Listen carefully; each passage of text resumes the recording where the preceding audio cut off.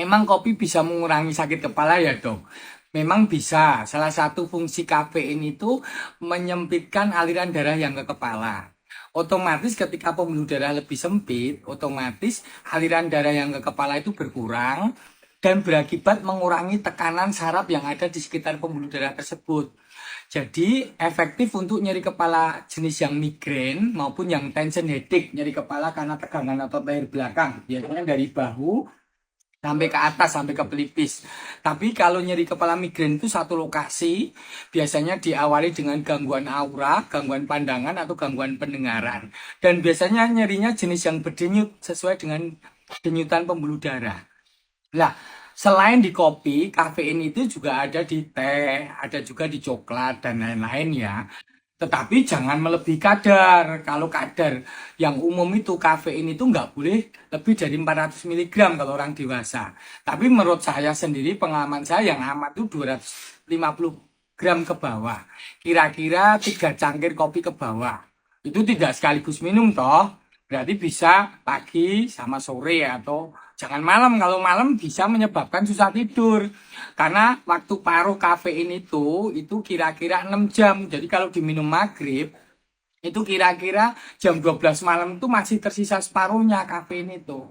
Makanya di dalam dunia kedokteran ada obat terapi migrain itu biasanya mengandung kafein dikombinasikan dengan ergotamin tartrat.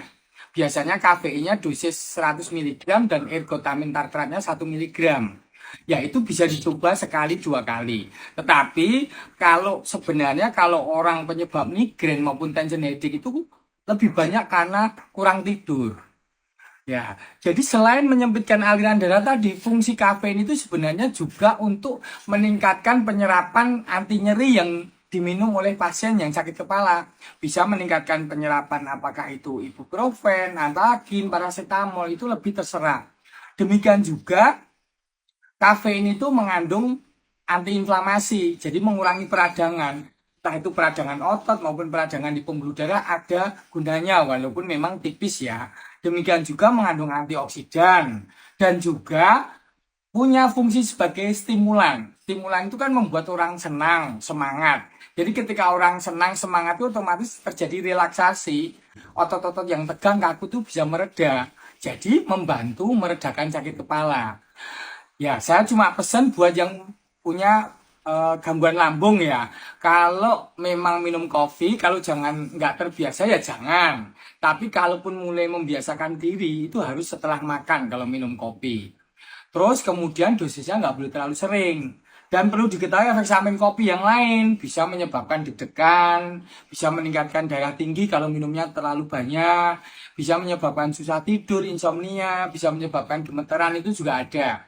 Jadi kopi, kafe itu hanya sebagai tambahan, komplementer lah, bukan terapi utama. Kecuali migrain yang nggak sembuh-sembuh itu beli obat yang isinya ergotamin tartrat campur dengan kafein. Mudah-mudahan bisa membantu.